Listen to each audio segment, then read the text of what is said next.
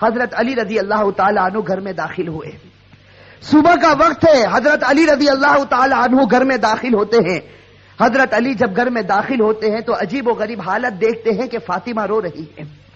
اب صبح کا وقت ہے, فاطمہ رو رہی, آنکھوں سے آنسو جاری ہے, اور حضرت علی دیکھتے ہیں کہ فاطمہ چکی پیسنے کے لیے تیار ہے, اور قریب میں پانی گرم ہو رہا ہے, اور قریب میں کپڑے رکھے ہیں جس کو دھونا ہے. اب حضرت علی حیران ہو جاتے ہیں کہ میں تو روزانہ صبح گھر میں آتا ہوں, لیکن کبھی میں نے یہ تو نہیں دیکھا کہ میری بیوی فاطمہ رو رہی ہو اور پانی گرم ہو رہا ہو, کہیں کپڑے دھلنے کی تیاری ہو رہی ہو, کہیں چکی پیسنے کی تیاری ہو رہی ہو. بس حضرت علی رضی اللہ تعالی عنہ گھبرا جاتے اور اپنی بیوی فاطمہ سے پوچھتے ہیں کہ آخر یہ کیا معاملہ ہے, یہ صبح صبح فجر کے وقت کیا عالم ہے کہ تم رو رہی ہو اور یہ ساری چیزیں تیار ہو رہی ہیں. روایت کے اندر ہے حضرت فاطمہ کوئی جواب نہیں دیتی. حضرت علی جیسے جیسے سوال کرتے فاطمہ کا رونا اور زیادہ ہو جاتا. حضرت علی بہت سوال کرتے اور فاطمہ دھاڑے مار کر روتی ہے. آخر میں حضرت علی کہتے ہیں کہ تجھے خدا کا واسطہ ہے, مجھے بتا دے تو کیوں رو رہی ہے, اور صبح میں یہ کیا حال ہے کہ پانی گرم ہوتا ہے, کہیں کپڑے دھلے جا رہے ہیں, کہیں کچھ تیاری ہو رہی, آخر کیا معاملہ ہے. بس حضرت فاطمہ رونے لگتی اور رو کر کہتی ہے کہ میں آپ سے کیا بتاؤں, رات کو میں نے خواب دیکھا.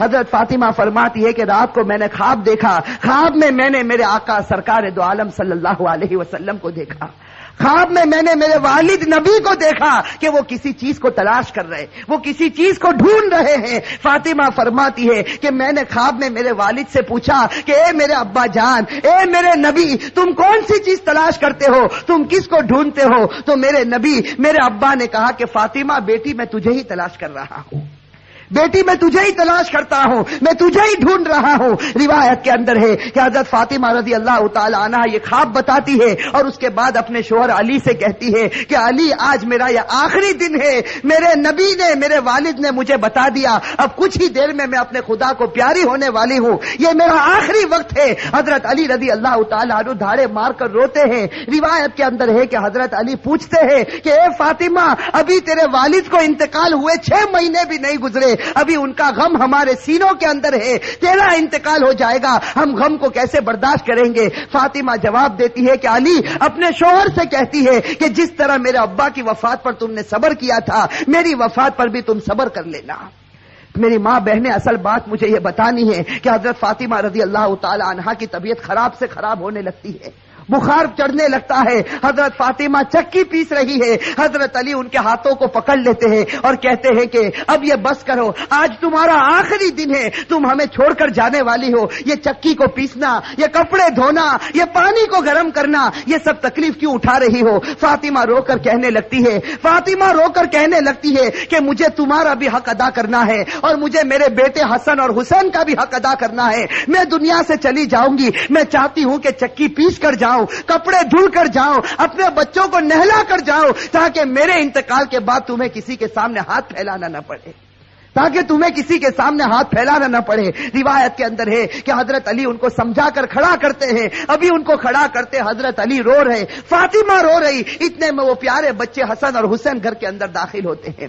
میرے بھائیو, سوچو اس ماں کے دل کے اوپر کیا گزرتی ہوگی جو اپنے بچوں کو, حسن اور حسین کو آخری مرتبہ دیکھتی ہے. حضرت فاطمہ دونوں بچوں کو اپنے سینے سے لگا لیتی ہے, حضرت علی رو رہے, فاطمہ روتی. ان کا رونا دیکھ کر وہ 2 معصوم بچوں کو رونا آ جاتا. وہ 2 معصوم بچے جب روتے ہیں اور اپنی ماں سے پوچھتے ہیں کہ ماں تو کیوں روتی ہے, اپنے باپ سے پوچھتے ہیں کہ ابا جان تم کیوں روتے ہو, علی کوئی جواب نہیں دیتے, فاطمہ کوئی جواب نہیں دیتی. فاطمہ صرف بچوں سے اشارہ کرتی ہے کہ تم میرے والد کی قبر کے اوپر چلے جاؤ, تم میرے نبی کی قبر پر چلے جاؤ. تاریخ میں یہ بات لکھی ہے کہ حسن اور حسین دونوں معصوم بچے ہیں, دونوں لاڈلے بچے ہیں, نبی کی قبر کے اوپر جاتے ہیں. ابھی قبر کے اوپر کھڑے ہوتے ہیں کہ اندر سے آواز آتی ہے, حضرت محمد رسول اللہ صلی اللہ علیہ وسلم کی آواز آتی ہے کہ اے میرے نواسے, تم اپنی ماں کے پاس چلے جاؤ, میرے پاس تو تم بعد میں بھی آ سکتے ہو, لیکن آج آخری دن ہے, اس دن کے بعد تمہیں اپنی ماں کا چہرہ نظر نہیں آئے گا.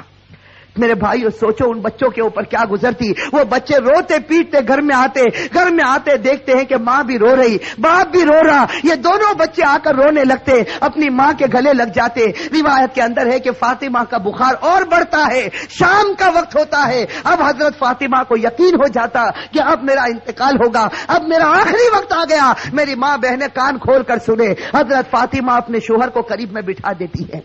حضرت فاطمہ علی رضی اللہ تعالی عنہ کو قریب میں بٹھاتی ہے اور حضرت فاطمہ کہتی ہے, اپنے شوہر سے کہتی ہے کہ میں 3 بات تمہارے سامنے رکھتی ہوں. میری ماں بہنیں اس بات کو سنیں اور سوچیں کہ ہم اپنی زندگی کو کیسے بدلیں. وہ فاطمہ رضی اللہ تعالی عنہا جو اللہ کے رسول کی لاڈلی تھی, وہ فاطمہ رضی اللہ تعالی عنہا جو اس امت کے واسطے اپنے پیٹ پر پتھر باندھتی تھی, وہ فاطمہ رضی اللہ تعالی عنہا پیشانی پر ہمارے نبی نے بوسا دیا, وہ فاطمہ رضی اللہ تعالی عنہا جن کے بارے میں ہمارے نبی نے کہا سیدۃ نساء اہل الجنہ فاطمہ رضی اللہ تعالی عنہا کہ جنت میں عورتوں کی اگر سردارن بنے گی تو حضرت فاطمہ رضی اللہ تعالی عنہا بنے گی.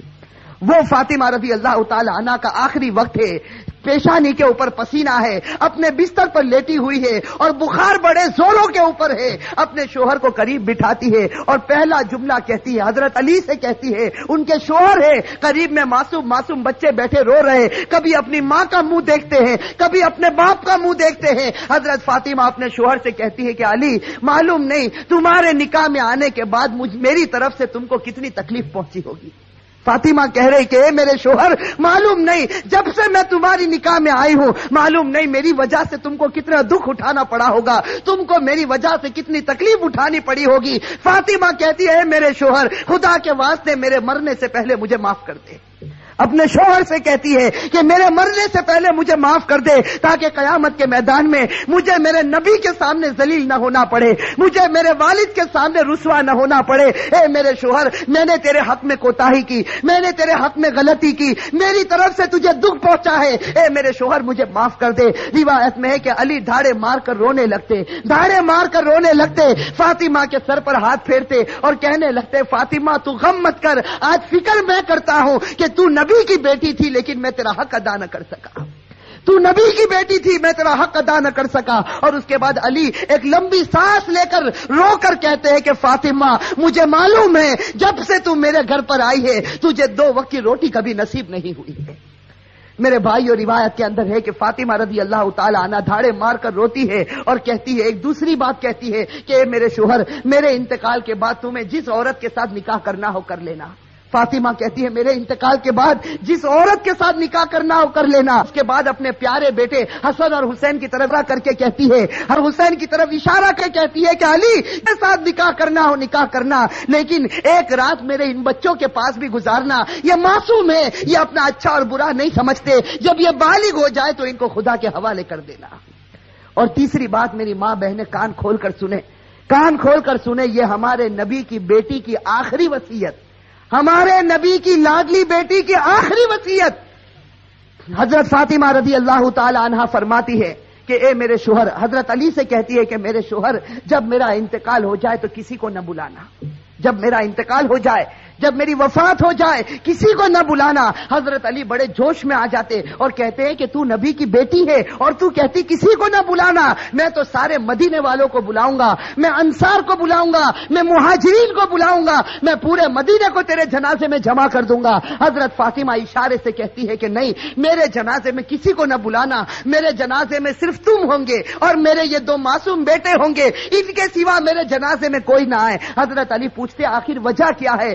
حضرت فاطمہ رونے لگتی اور رو کر کہنے لگتی ہے کہ میرے والد نے مجھ سے کہا تھا کہ بیٹی پردے میں رہنا, میرے والد نے مجھ سے کہا تھا بیٹی پردے میں رہنا, میں نے میری والد کی بات کو پورا کر لیا. زندگی میں کسی مرد نے میرے بدن کو نہیں دیکھا, میں چاہتی ہوں کہ موت کے بعد بھی کوئی میرے بدن کو نہ دیکھے, میں چاہتی ہوں موت کے بعد بھی کوئی غیر آدمی میرے جسم کی طرف نگاہ نہ اٹھائے. میری ماں بہنیں آج اسی بات سے ہمیں شرم آتی ہے. آج ہماری ماں بہنوں کو کہا جائے کہ بھائی پردہ کر لو, اور ہمارے جوانوں کو کہا جائے کہ تیرا چہرہ ایسا بنا دے جو چہرہ تیرے نبی کا تھا, تو میرے بھائیوں ہمیں پسند آتا ہے؟ میرے بھائیو ہمارے جوانوں سے پوچھو کہ بھائی چہرے پر داڑھی رکھ لے، ہماری ماں بہنوں کو کہو پردہ کر لے، میرے بھائیو یہ ہمیں پسند نہیں آتا۔ بتاؤ اگر نبی سے سچی محبت ہوتی، فاطمہ سے سچی محبت ہوتی تو فاطمہ کی آخری وصیت ہے کہ زندگی میں کسی نے میرے بدن کو نہیں دیکھا، میں چاہتی ہوں کہ موت کے بعد بھی کوئی میرے بدن کو نہ دیکھے۔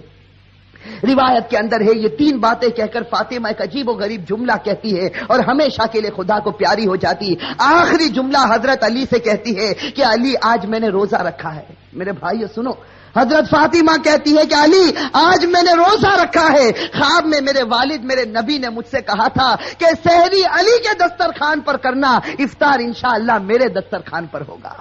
بس یہ جملہ کہہ کر فاطمہ ہمیشہ کے لیے اٹھ جاتی ہے۔ روایت کے اندر میرے بھائی اصل بات مجھے یہ بتانی ہے کہ آخرت کا معاملہ بڑا خطرناک معاملہ ہے۔ حضرت فاطمہ رضی اللہ تعالی عنہا کو کفن پہنایا جاتا۔ روایت کے اندر ہے وہ عجیب و غریب منظر تھا کہ جب فاطمہ کا جنازہ اٹھا، 6 مہینے پہلے ہمارے نبی کا جنازہ اٹھا تھا، اس وقت پورا مدینے نے غم منایا تھا۔ آج 6 مہینے کے بعد ان کی لاڈلی بیٹی خدا کو پیاری ہوتی ہے۔ روایت میں جب ان کے گھر جنازہ اٹھتا ہے، جرے کے ایک پائے کو علی نے اپنے کندھے پر ہے، دوسرے پائے بڑے بیٹے حضرت اپنے کندھے پر رکھا ہے، تیسرے پائے کو حضرت نے کندھے پر رکھا، چوتھا پایا دینے والا موجود نہیں، علی انتقال کرتے ہیں۔ اچانک صحابی سامنے سے نظر آئے جن کا نام ہم سب تے ہیں، حضرت ابو ذر غفاری رضی اللہ تعالی عنہ، وہ وہاں پہنچ جاتے ہیں۔ علی کہتے ہیں کہ خدا نے بھیجا ہے اور آج اللہ کے رسول کی لاڈلی بیٹی کا انتقال ہو گیا، تم ان کو کندھا دے دو۔ حضرت ابو ذر غفاری کندھا دیتے ہیں، یہ جنازہ اٹھ کر چلتا ہے۔ روایت کے اندر ہے وہ معصوم بچے رو رہے، وہ علی رو رہے،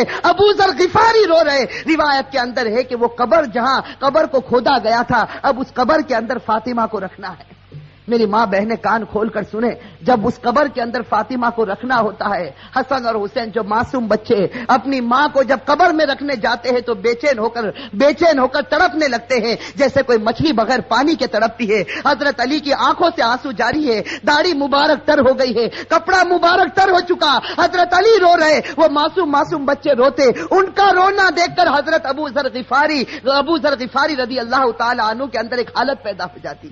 حضرت ابو ذر غفاری برداشت نہیں کر سکتے اس منظر کو۔ حضرت ابو ذر غفاری جب حضرت فاطمہ کے جنازے کو رکھنے جاتے ہیں تو قبر کے ساتھ میں بات کرنا شروع کرتے۔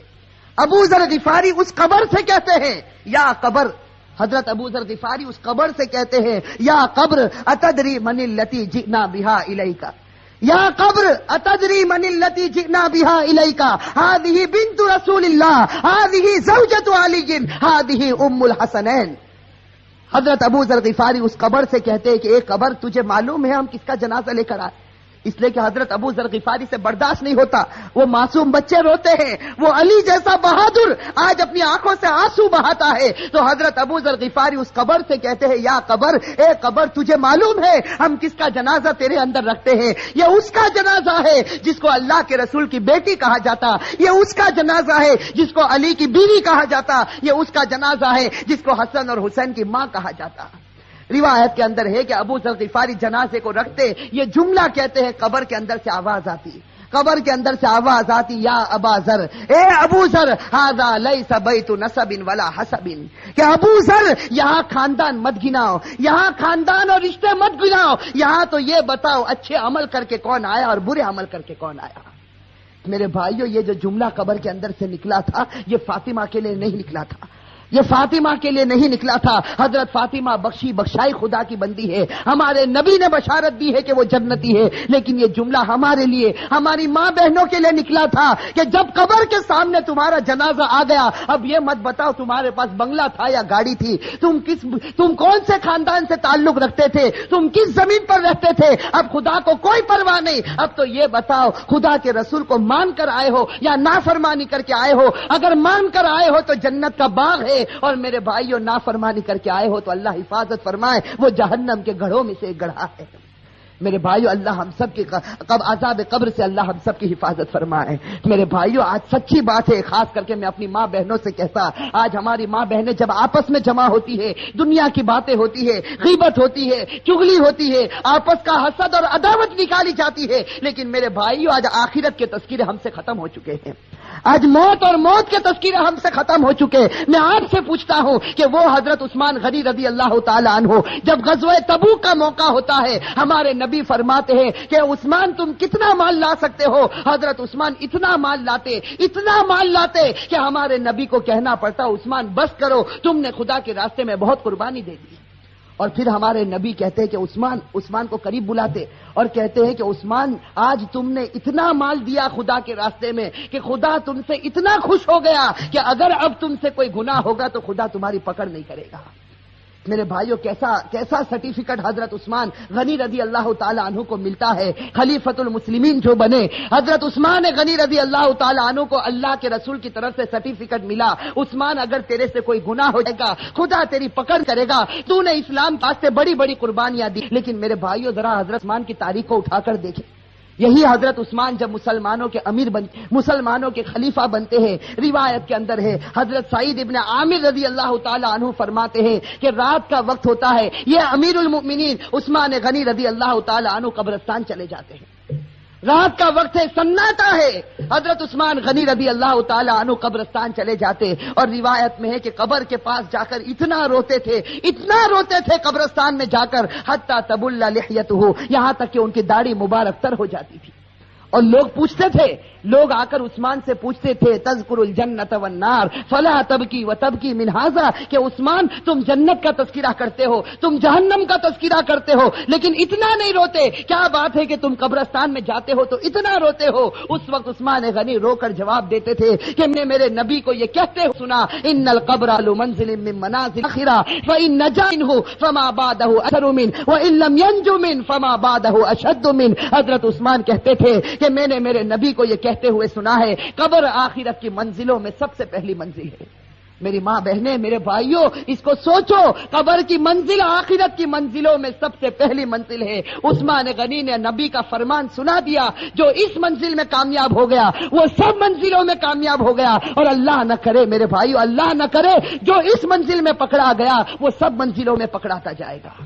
میرے بھائیو، اللہ ہم سب کی حفاظت فرمائے۔ میرے بھائیو سوچو، ایک دن ہمیں بھی مرنا ہے، ہمیں خدا کے پاس جانا ہے۔ میں میرے جوانوں سے کہتا ہوں کہ ایک ارادہ کرو، دیکھو ایک پکا سچا ارادہ کرو کہ اللہ ہم سب کو گناہوں سے بچا دے۔